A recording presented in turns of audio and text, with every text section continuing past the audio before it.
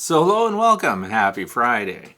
Today's Friday, January the 19th, and this is Backyard Beekeeping Questions and Answers, episode number 241.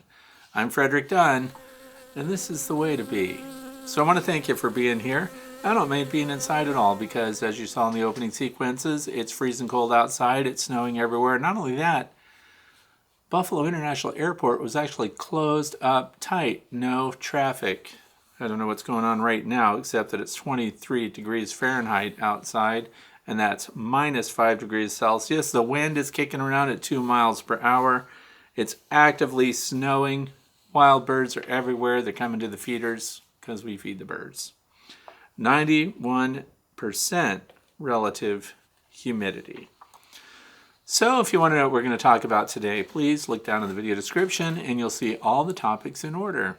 And if you want to know how to submit your own, please go to my website, thewaytobe.org, and click on the page also titled The Way to Be, and there's a form that you can fill out and have your topic considered. So the other thing is next Friday, the last Friday of January already, can you believe that? The Q&A will be live. It's a live stream. So the last Friday of every month will be live streamed from 4 to 5 p.m. Eastern Standard Time, United States.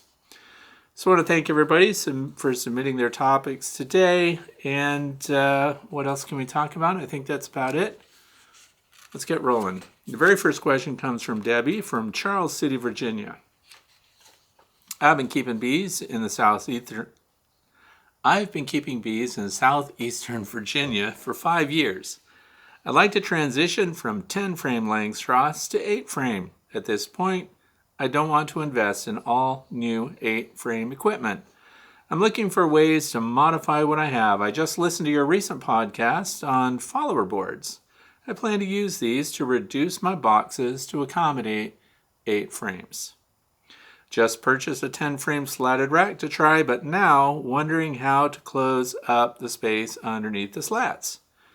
That will not be part of the 8 frame configuration, or do I even need to? So here's the thing, this is an easy question. I like it.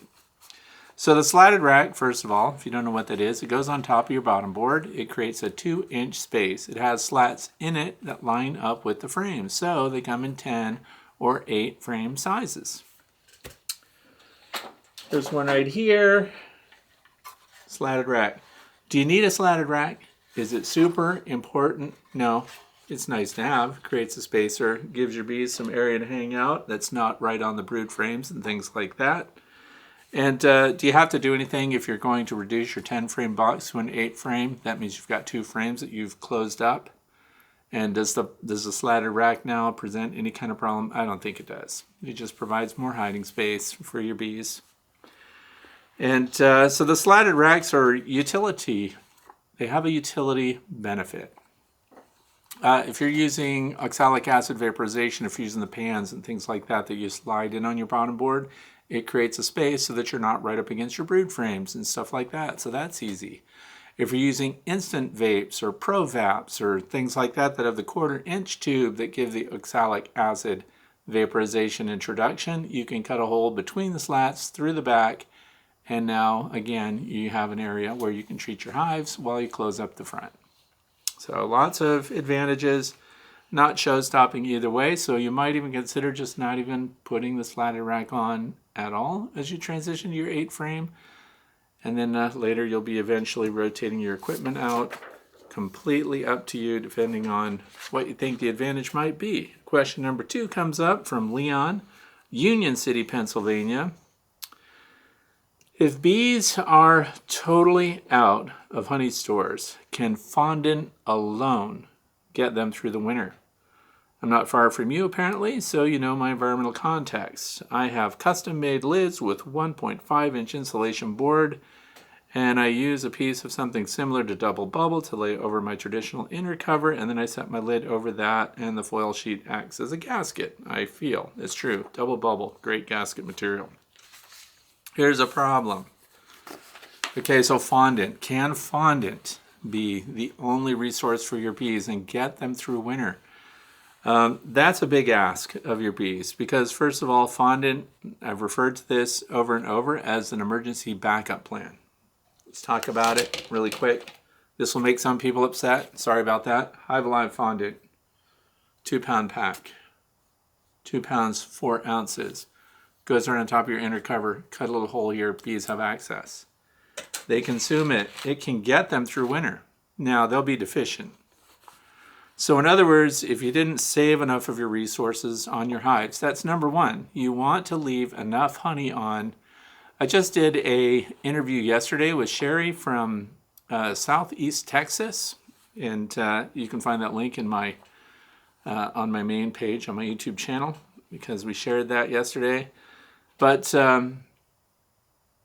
we talk about feeding and getting your bees through winter and the resources that they need, and leaving enough honey on your hive to get them through winter. That's your number one goal. So what I mentioned there was I stopped taking honey or any resources off, even my most productive hives, at the second week of September. That way I have several weeks, last couple of weeks of September and into October here in the northeastern United States. That is enough for your bees to replenish what you've taken, or at least to build up enough resources unless the weather really goes bad. They can build up the honey resources from the remaining floral resources in the environment, and they can get enough stored up to get them through winter. This is also why I don't take a spring harvest, because the first thing that your bees are trying to do in spring is build up enough resources to get through the following winter. They do that early because they're also swarming in spring, or maybe you're dividing colonies or making splits and you're doing walk-away splits, or you're trying to get more colonies of bees with whatever method you happen to have. And this puts a demand on your bees, which means if they're brooding up, they're not storing a lot of resources because as they're bringing resources in, they're consuming it. So as the beekeeper here in this area and for Leon, 45 to 50 pounds of honey in a box over your brood box. So if you got a deep brood box and you have a medium super, that medium super, if it's full, wall-to-wall honey going into the first couple of weeks of October, I think you're good to go for all winter. And that's when your fondant becomes an emergency resource. That's why I say it over and over again. It's an emergency. Your bees are going to die without it. So in other words, malnourished bees or dead bees. And the other thing is, historically, if you look back at some of my early videos, we put rapid rounds up there and we filled them with dry sugar. And the bees were consuming dry sugar. The thing is, colonies that were not consuming dry sugar were weaker colonies. In other words, they were the ones that needed it the most. So a lot of energy gets put into metabolizing dry sugar. And a lot of people will say, yeah, but you put up dry sugar and it acts as a desiccant. It's like putting a desiccant pack in there, and the moisture that goes up to the top of your hive gets collected by your dry sugar, and then that turns into a sugar brick and a candy brick, and then your bees will consume it. So first of all, I do want to put that into perspective a little bit. If you look up the moisture holding capability of sugar, it really doesn't function very well as a desiccant. And that's because it can only take on about 1%. So let's put that in perspective. If you had 100 pounds of sugar on, which nobody does, but if we put 100 pounds of sugar on, it could collect 1 pound of water, 16 ounces. That is nothing, okay?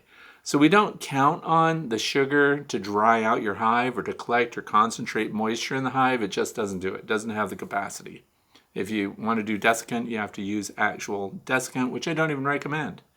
The whole point of avoiding that is to have an insulated inner cover, insulated top, so that condensation doesn't form there anyway.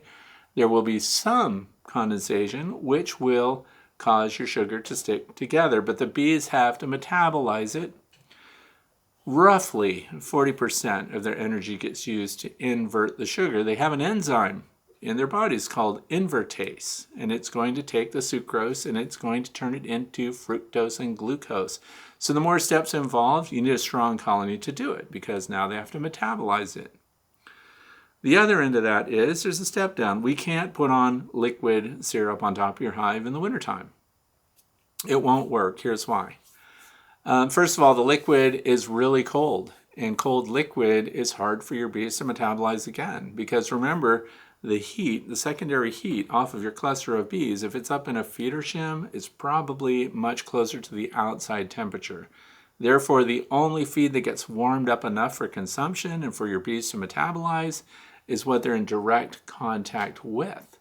So if it's in a liquid form, inverted jar or something like that, I personally would never put an inverted jar of honey or heavy syrup on a hive through winter where it freezes. So that's out. So the happy medium is fondant. Fondant is not as dry as sugar, and it also is inverted. Therefore, the bees can now take it from really a semi-liquid state, and then they can metabolize it quicker. So it's a step up from dry sugar. So now when you use the fondant, what's in the fondant? So then it is a carbohydrate. It's an energy source. It's just to get them through. So right now we're coming up on the end of January. We have to get our bees through another 6 weeks, right? And just look outside. The weather's really bad right now. The good news is the more of a state of torpor the bees are in, the lower the metabolism, the lower their need for resources. And this is also why those who are living in areas where there are dramatic temperature fluctuations. So 16 degrees Fahrenheit tonight, but by the end of the following day, 70 degrees, that's demanding for the colony because they're going to get active. They're going to break torpor. My most successful winters have been cold, consistent winters without a lot of breaks in between. So there's a lot to think about, but the reason I say this in response to Leon is if it's the only thing, maybe they'll make it, but if they make it, they just barely make it. And here's the thing, without everything in the resource or the food that they're consuming, then they really don't have much of a chance. So I hope they're strong. I hope they do it.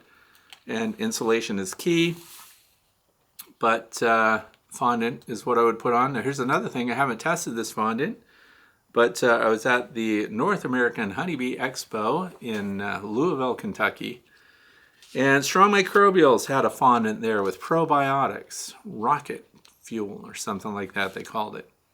But it looked good on paper, and I did interview them and talk to them about it.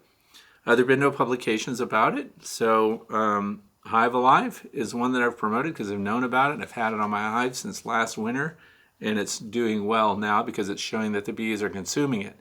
That's a great sign. If your bees have the energy inside the hive to get up inside that packet and consume your fondant, and if they're about 30% through it, that's a perfect world in my book. The hives that are in trouble are the ones that have not touched it at all. So if you look through the top of the plastic, we haven't let any of the heat out of the hive. We've just looked at it. And if they're not consuming it, then there's probably a problem. So Strong Microbials put out a fondant with probiotics. So if you could go to their website, read about it, look it over, and see if that's something you might want to try out too. I have no background on it. I have not tried it. I do have some. And I wanted to do kind of a test with one of the split feeders to where, like the Ceracell feeders, they have cavities in them so the bees come up on warmer days and they get in there and they can get those resources. So if you're thinking, well, on a warmer day, they're going to go out and forage anyway. Well, if there's no nectar to forage, the warmer day, they'll forage inside the hive. So that's the other thing. A warm day might come around and hit the high 50s or low 60s Fahrenheit, and your bees might be able to fly out and go after stuff. But if it's raining then, they're not going to get nectar. So they're not going to replenish their energy resources. They will go after water. They'll be drinking water right off the landing board when the snow is melting and when it's raining and stuff like that. But there's another layer of an opportunity to have fondant inside the hive. Now your bees can access it when they break cluster and they move around. So a lot going on there. If you have used the Strong Microbials, write something down in the comment section. How did they do it? Did they go after it? Did they consume it? Have you tried, a shoulder-to-shoulder comparison to see what the bees demonstrated a preference for? That's my plan. But of course, it will be later in spring, and it will just be a plan to see, if one attracts them over the other. I do like the idea of probiotics and things like that, things that are good for your bees' microbiome. I think that's great. Looks good on paper. Now, does that play out? I don't know. So I couldn't find any studies on it. The other thing is, a lot of people want to put pollen patties and things like that on protein patties. But remember, what they're really lacking, what will really wipe out your hive, is a lack of carbohydrates. So if they're lacking sucrose, which is inverted to glucose and fructose, so then they can metabolize it. If those things are missing, nothing else would matter.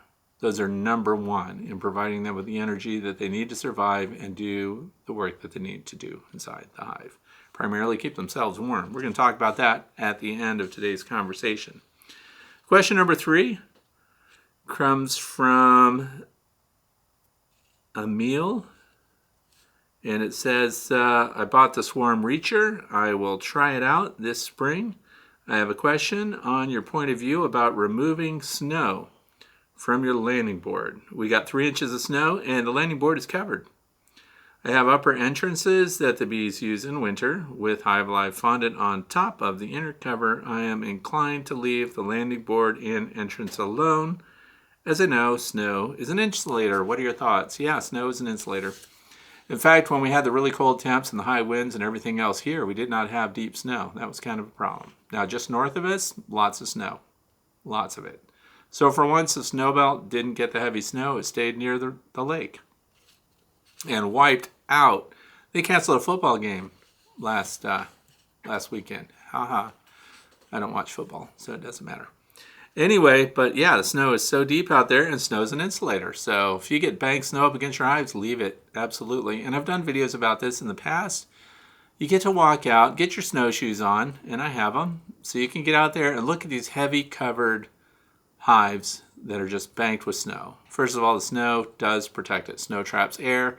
This is why it's so nice and quiet when you're out in the environment too. After a heavy snow, nature is quiet. The woods are quiet. It's muffled.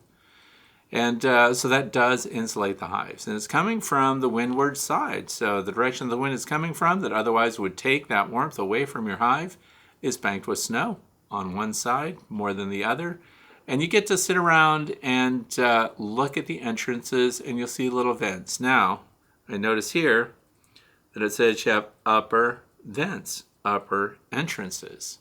So you don't have any concerns about your bees being locked into the hive. But they do move air, and the tiniest amount of air that gets moved around inside the hive is all they need to go through winter. There are lots of studies about humidity inside the hive, high CO2 levels, how much bees can handle, and it's extraordinary the oxygen deprivation that your bees can go through and still be alive in there. And one of the reasons that I'm personally not recommending the top venting in the upper entrance is because there is evidence that this high CO2 concentration, that this high humidity rate inside the hive, and the oxygen deprivation and everything else has an impact on the varroa destructor mite's ability to reproduce in wintertime by as much as 99%. So by ventilating your hives, not only do you establish then passive ventilation, in other words, the bees have no control over it other than to put their bodies in the way of it or something like that, but you also may be facilitating the reproduction of mites in winter. That's all I'm going to say. Look into it.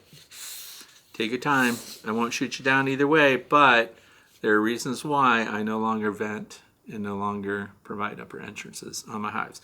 So the next part is, hey Fred, what if I only have a single entrance like you recommend and it's covered in snow right now? What should I do? Should I get out there and scoop it open? No. Here's why. Your bees aren't going to be doing cleansing flights. So they are ventilating on their own. So if you look and you see that there's that little gap, there's that warm air.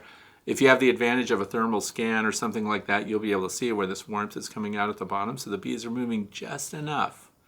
They like things the way they are. Now here's where cleaning out the bottom board comes into play. You got a warm day coming up and it's going to be 35 degrees Fahrenheit, which is not enough to fly yet. Direct sunlight on the landing board, you will see some cleansing flights. Therefore, when the snow is melting off and it's melting on its own, that's when you get out there with your little Bee Smart Designs blue plastic hive scraper, whatever you happen to have, and you make sure that your entrances are open and clear so they can do those cleansing flights, because that's the first thing to do. Cleansing flights to get out there so they can eliminate all the waste material that they've held on board. The second thing they do is they'll go after water like crazy. You'll see them drinking water everywhere. And then the last thing they'll do, and this is a sign of a really healthy colony on a day when you can have cleansing flights, you'll see them dragging out dead bees. That's like their afterthought. So cleansing flights, water, removal of dead bees. And you facilitate that. So on the days when it's warm enough for flights, if you see any of your colonies flying, check all of your entrances. Make sure they have a clear egress route in and out of their hive. Otherwise, really cold days like today, just let it be covered in snow. Trust me, there's air. They're getting it. They're doing okay. You can trust me, seriously. Question number 4. This comes from David from Westfield, New York. Second year beekeeper. I have 5 colonies going into winter. 2 20-frame Lands hives, 2 6-frame swarm boxes. Yes, they all have insulated covers. And 1 observation hive that is in the house. This fall, we got another 20-frame Lands hive. Couldn't help ourselves, and it's empty. Question is, can I move my colonies around the apiary during the winter, and will the bees accept the move when they wake to do cleansing flights in spring? My idea was to put the 6-frame swarm box into the empty 20-frame Lands hive to overwinter, and once activity starts in spring, move the frames from the swarm box into the 20-frame hive. Thus, avoid moving bees 20 miles away for a brood cycle. 20 miles, that's a lot. Anyway, so here's the thing. Is it a good time to move them right now? Yes, while your bees are in a state of torpor and the ground's frozen and they're asleep for the winter, it is a great time to move your hives around. Here's when you don't want to be moving your hives around. Once it hits February and they start foraging in a meaningful way, and it sounds like every bee in your apiary is swarming because there's orientation flights and all of that going on, which happens in spring, that's when you do not want to be moving your hives. You have a big challenge there. So right now, while they're in a state of torpor, and they're inside anyway because it's freezing cold outside, it's time to move them. Perfect time to move them. And consider things like frost heave and groundswell, things like that. It's a good time to look at low areas. Make sure that where you're going to put your beehives is going to be a great place where you have access to all sides of the hive. Think about prevailing winds and everything else. It is preferred to have your hives facing south or southeast. Does that mean you can't have a successful hive that doesn't face south or southeast? No, I have them facing north and east and other directions, but the colonies that do the best here and have consistently done the best have landing boards facing the south. So south or south by southeast, either way, this is a great time to move them. So yeah, that's good. That's enough for question number 4. Question number 5 comes from Brent, Tucson, Arizona. There used to be a thing called Old Tucson where you could go and see them reenact cowboy gunfights and stuff. I used to live in Flagstaff. I wonder how things are in Tucson. I've heard that worker bees will move resources within the hive. For example, clearing resources out of the brood chamber to facilitate brood rearing and egg laying. How do we ensure that the sugar syrup we feed to bees during dearth or emergency does not inadvertently get moved up into the upper supers intended for honey harvesting? Please assume that the supers are not installed during syrup feeding and that the syrup taken in is being stored within the brood chamber. Hive configuration year-round, 10-frame single deep, medium on top. During the nectar flow, an excluder is added to the top medium box, then the supers on top of that as necessary. Okay, so here's the thing. I don't feed all of my hives. So there's a lot to think about. When are bees moving resources around? And here's the thing. Often you can tell if you're queen right, for example, because they don't tend to backfill right through all of the brood. Where this is kind of an indicator to kick off an inspection for some beekeepers. If you see that they're backfilling nectar into every single available cell and the brood frames are wall-to-wall nectar, and you see the shiny, they're uncapped, right? And they fill the brood area completely, time to look to make sure you still have a queen. because when a laying queen is present, they very rarely do that. So this moves me on to the next part. It is true that your bees will spread nectar all over the cells, all over the frames, and it seems wall to wall. And then later, particularly overnight, because they're fanning, this is also at a time you see a lot of bearding. A lot of bees on the outside of your hive hanging on the landing board, collected on the front. If you've got hive visors, they're up under the hive visors, and they're just getting out of the way so that more ventilation can take place. And as they dewater their nectar, right, while they're converting it to honey, it takes up less space. So then they move it around. They concentrate it in different cells. Your storekeeper bees, I call them, move it around a lot. Here's when they stop moving it around, once it's capped. So once they put a wax capping over the cell, that means they've dried it enough to satisfy the bees that live there. And when they cap it, they stop moving it around. So by the end of the year, they will consume what's uncapped first. So the likelihood that then, after you super it, right? So you're coming into when are you going to super? You're going to super during a nectar flow. So there'll be lots of new nectar coming in. The chances of them uncapping stored honey and then relocating that up in your new honey super, when it could in fact be part of a sugar syrup that you've been feeding them. There are some beekeepers that put sugar syrup on every single hive they have. It is part of their normal routine. They've drawn a bunch of honey off, and they backload their hives with buckets of heavy sugar syrup. So 2 to 1. 2 parts sugar, 1 part water. And when they do that, it does get stored as honey, and it can get capped. So, but the fact that it's capped means you kind of know where it's going to be, because it would be extremely rare for them to uncap it and then move it.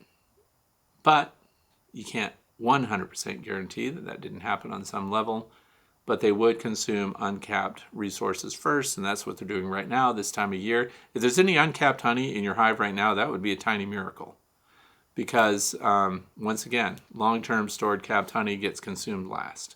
And remember, they have to get over the top of it as a cluster, warm the capping so the bees can even chew it open. It takes a lot of effort for them to chew the caps off of their stored honey, and warmth helps them facilitate that. So if it's, never feed during a nectar flow. Obviously, why would you feed anyway? After it's over with, assume that the honey can be stored everywhere, so your honey supers have to be removed. And they're not going to move it once it's capped, 99.9% of the time. So I don't think it's a big concern. That's the end of question number 5. Moving on to question number 6, comes from Mary from Carlton, Michigan. Is there any diversity in varroa mites? Are the mites that survive up north tougher to control than the ones, say, in Georgia? Or are they the same? How far do mites travel on their own? I love these varroa destructor mite questions because these are things we all want to know. We want to turn these varroa mites loose, but here's the thing that's interesting about varroa mites, and this is why some bees are doing okay with varroa destructor mites in the same colony as them. For those of you who don't know what we're talking about the number one predator mite of the honeybee, Apis mellifera. They feed on the bees, they reproduce in their pupa state, and they take over your hives. Now here's the thing. Varroa destructor mites are vectors of disease. That is probably one of the worst parts of it, other than the fact that they also are consuming the liver of your bees. So they are sucking the fats out of your bees that your bees need to survive, right? So they're terrible on every front. Now, where are they getting the pathogens that they're spreading around to your bees? From other bees. So the mites are vectors. In other words, they're collecting the disease over here and the pathogens over here, and they bite their next bee, and they feed on the pupa or whatever stage it is, or it's an adult bee, or it's a drone, and they're passing on these diseases, right? So the interesting part of that is they don't all carry the same diseases. So we'll hear, they carry, like one of the most prominent ones. Well, if you see deformed wing virus, one of the top vectors of deformed wing virus is the varroa destructor mite. Now, does that mean that every varroa destructor mite everywhere in the world and in the country carries that disease? Not necessarily so. So not every mite has the same disease load. Therefore, not every mite is as detrimental, mite to the honeybees that they feed on, because once again, they're not spreading disease. Now, as far as resistance to treatment, so resistance to treatment, this is why it gets complicated. If you're a new beekeeper, this is super frustrating because what works down in Georgia may not work in Arizona. What's really effective in Oklahoma may not be so effective in Tennessee. So this is why all beekeeping is local and what happens because there are environmental changes. The humidity in the air is different. The temperatures at which you're treating might be different. Your bees' defenses against the viral load of the mites are also different based on the diversity and quality of forage that they have access to. So in different parts of the country, your bees might already be deficient or prone to disease vectored by varroa destructor mites, where in the northeastern United States, or where I live, if we look at beescape.org and see what kind of forage there is, we have top quality forage and we have no dearth, other than wintertime right now. So the more diversity and the more quality forage there is, the healthier your bees are to begin with. Therefore, they don't succumb to the pathogens vectored by the mites the same as they would in another area, say where you need to feed your bees all the time, because in the desert Southwest somewhere, there may be a lot of dearth periods in the middle of July or the 1st of August, for example. And then your bees would likewise be deficient because they're dependent upon the beekeeper to provide them with resources to try to keep their health and well-being up and a healthy microbiome and everything else. The very best things for your bees come from natural forage, not fed by the beekeeper. So that's all I can say about that part, but here's the part that's interesting because I ask these questions myself whenever I get somebody like Dr. Sammy on the line, and you can find out about the varroa destructor mite because he's a big shot, right? Samuel Ramsey. If you don't already know who that is, look at some of his videos and talks about the varroa destructor mite. He's the king of mites. So anyway, how far do they crawl? This is a big number, right? So let's turn loose some mites. Let's collect them. Let's be my grandson, get a bunch of them in a petri dish, and let's find out how far can they go? How far can they walk if we just turn them loose? Well, people studied that.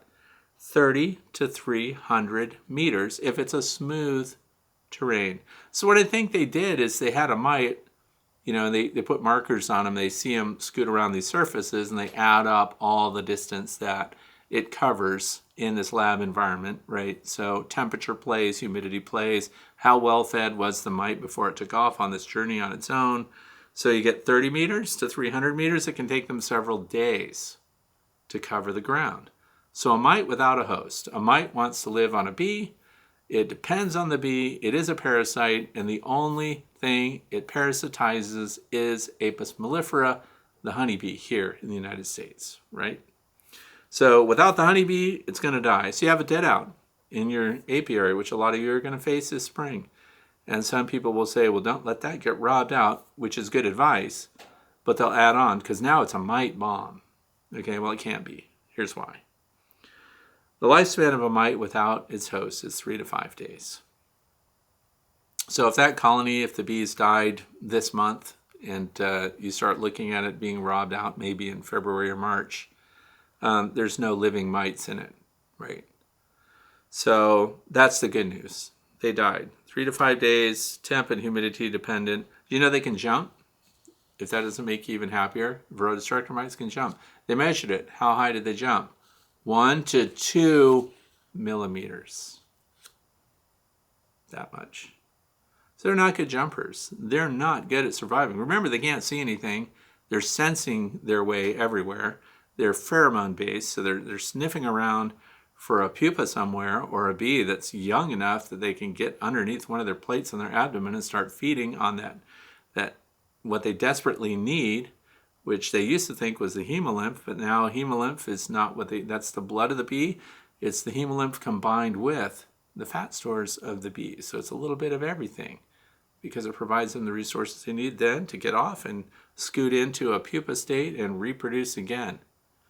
And that's what we'd like to stop. But it is curious. If you collect some mites, put them in petri dishes under optimum conditions and set your homeschool kids on a task of timing them to see how long before the mite stops moving around. It's great. You'll feel terrible, for the little mites as they eventually just pass out and stop moving, but it's necessary for science. collect them. Now here's the thing, when you have a colony that's actively dying, right, and if it's got varroa destructor mites in it, there's still live bees in there, that's not the time to pull a bunch of brood frames and start sorting them out and putting them in other hives. We already know now we've got a 5 day, so I would fail safe. I would isolate those for 10 days. I would put them through the freezer. If there's any chance that there's a varroa destructor mite alive in there, even one, I want to kill it, because how many mites does it take to start off a new population of mites inside a beehive? One mite. That's all it takes to start a new population. Moving on, question number 7.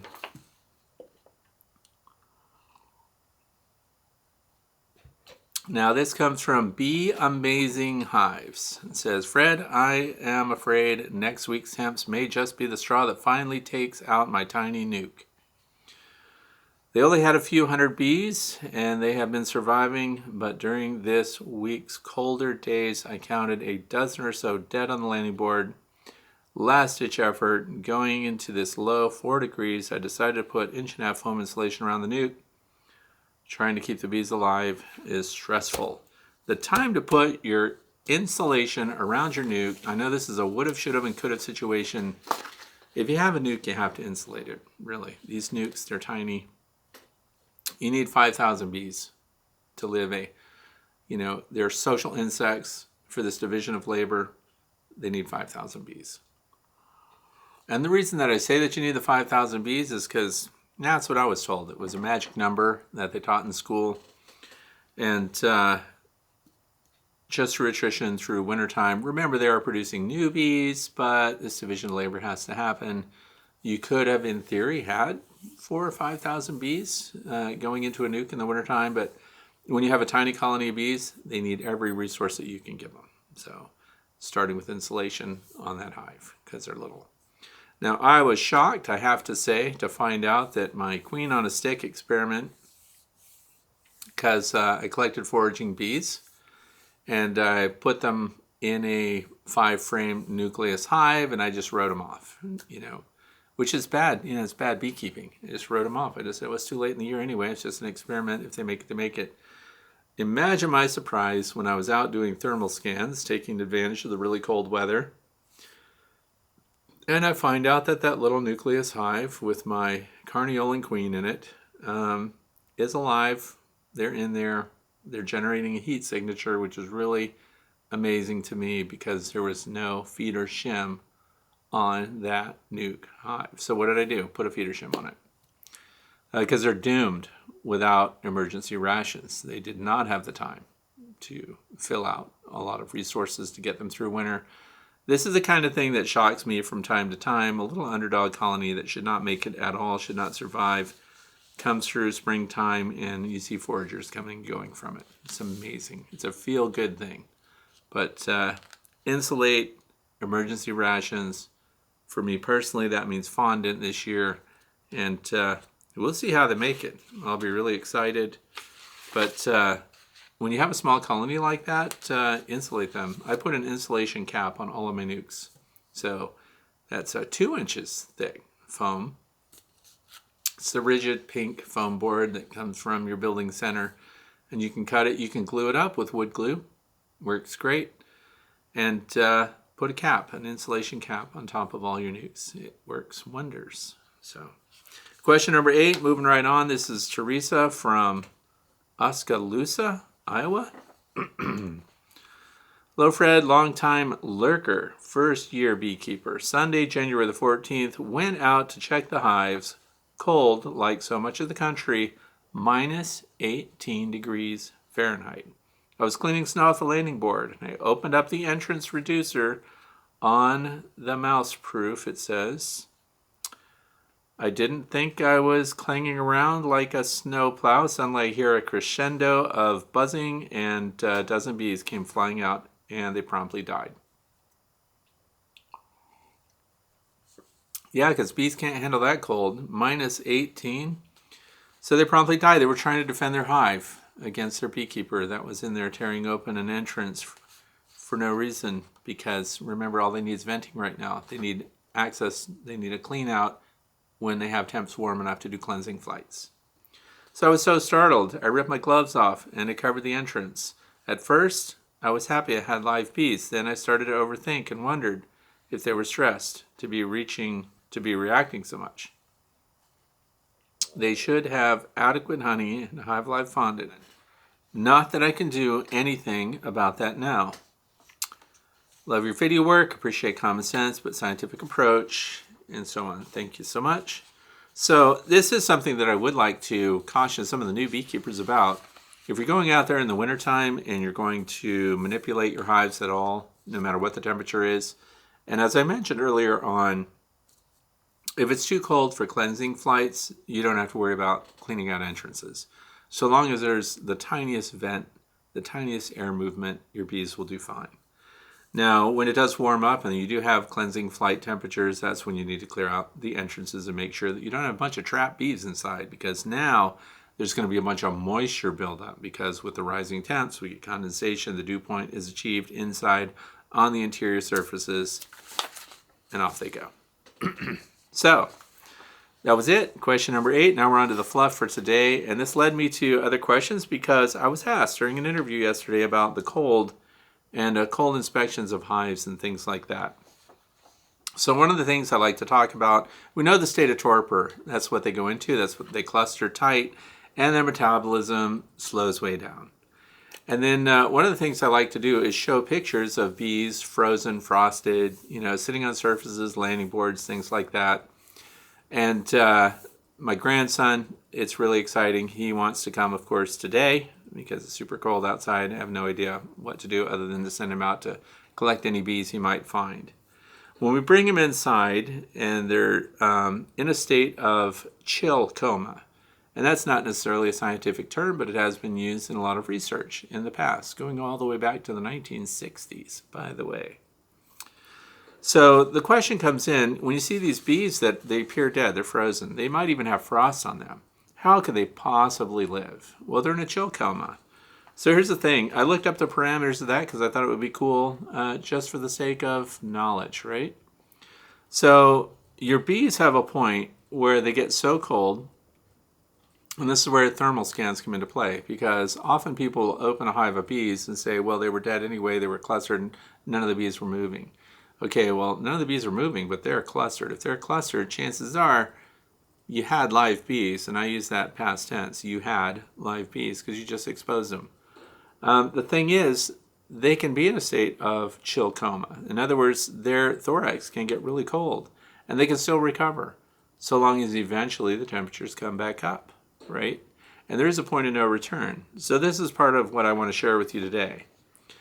Honeybees cannot move when the thorax gets down between 11 and 13 degrees Celsius. That is 51.8 to 55.4 degrees Fahrenheit. This is thorax temperature, so you need a thermal scan to see it.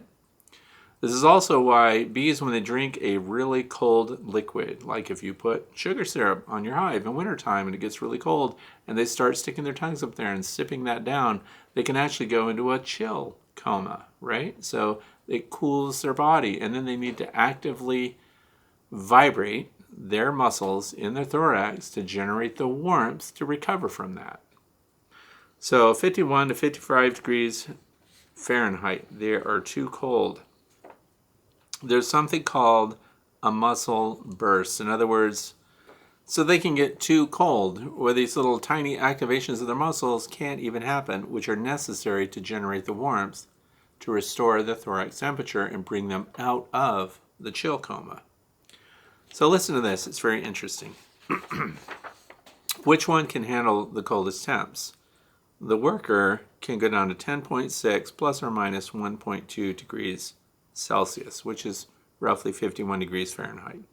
The drone can't take the cold the way the queen and the workers can. A drone, if it drops to 12.8 Celsius, which is 55 degrees Fahrenheit, keep in mind, this means the thorax was allowed to cool to that point. In other words, they didn't have the resources, for example, the carbohydrates necessary to generate the energy to keep those muscles going, to keep the warmth going. So if they drop below 55 degrees, this is why drones are falling off the mantle of your cluster of bees in the wintertime, for example, or why you see them laying all over the landing board while some of the workers are still scooting around, right? And then the queen can go all the way down to 10.2, which is 50 degrees Fahrenheit. Now, when they do that, they can shiver the flight muscles if they're above 10 degrees Celsius or 51 degrees Fahrenheit. So in other words, if the thorax cools below this temperature, it can become irreversible. So this is where it comes into play, because I showed a picture of a bee with frost on it, and I said, wow, it doesn't look as bad as it seems, because when the sun warmed up and the thorax was warmed, this bee actually activated its flight muscles and eventually flew away, but it had frost on it. So that means we had freezing temps, which would be 32 degrees Fahrenheit, right? So there is a temperature at which there's a point of no return. So for example, it's called cold death. Cold death occurs at -2 to -6 Celsius, which is 28.4 to 21.2 degrees Fahrenheit. So if you're doing a thermal scan on their thoraxes and they drop below 28 degrees Fahrenheit, they're done. Even if you warm them up, put them on your kitchen table in the sun, whatever you do, they've lost the ability now to reanimate those muscles. So it's called cold death. And the people that did the research on this, they were looking at the electrolysis. In other words, the bioelectrics. Like, for example, we know that our heart beats because it has an electrical stimulus, right? So our hearts are autonomous. They don't need our brain to tell them to function. In other words, they just function on their own, and there's a tiny electrical current that goes through it that comes from your body. Interesting stuff. So bees, the same thing. There's this really tiny electrical activity that lets you know that they can fire their muscles and recover. So when they drop below 28.4 Fahrenheit to 21.2 Fahrenheit, so there was some variance, there's no recovery. So if you're scanning them and all their lights are out, they're done. Now it's reversible if they stay above that 28, but they're in that extreme torpor, that chill coma, 50 hours max, and then you can get them back. Thanks for watching. Hope you have a fantastic weekend.